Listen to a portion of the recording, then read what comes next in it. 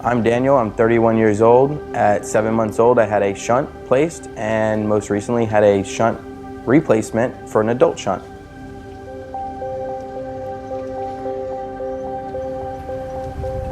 Typical Florida boy, sandals, beach, no shirt.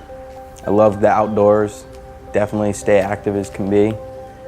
Ride bikes every day if I can, go to the gym.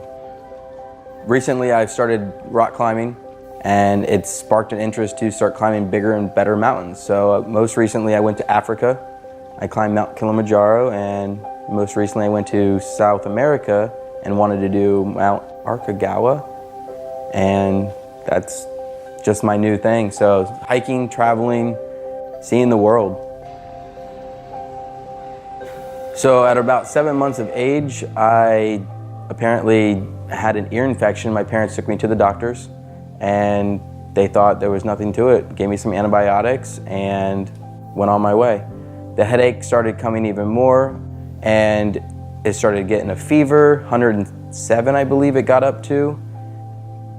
It continued, and then I was one of all children's first shunts to be placed.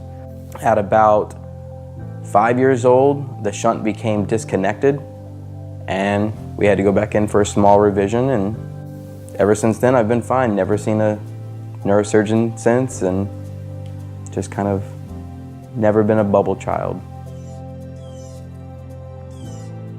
I worked, I would say, a Friday night, and then Monday morning woke up, had a massive headache, nothing to it. A couple weeks went by, I still would have headaches nonstop, started blacking out a little bit, and then it got even worse.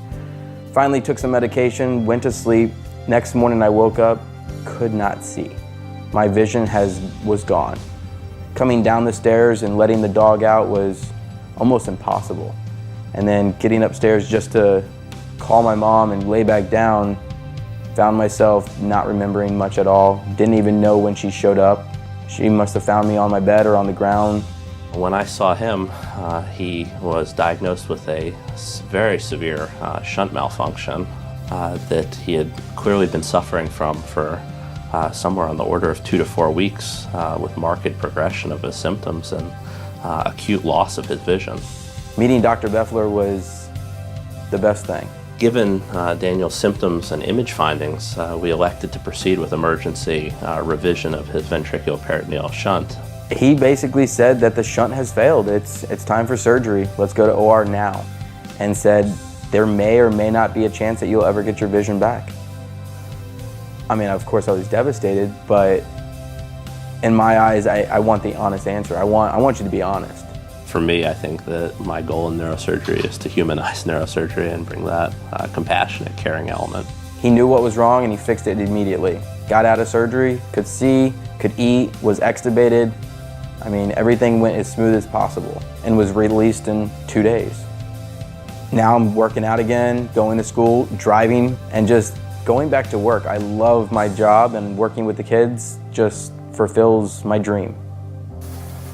If I remember anything, I went in feeling satisfied and confident that he was going to take good care of me. He walked out with my mom and just said, "Hey, look, we got this."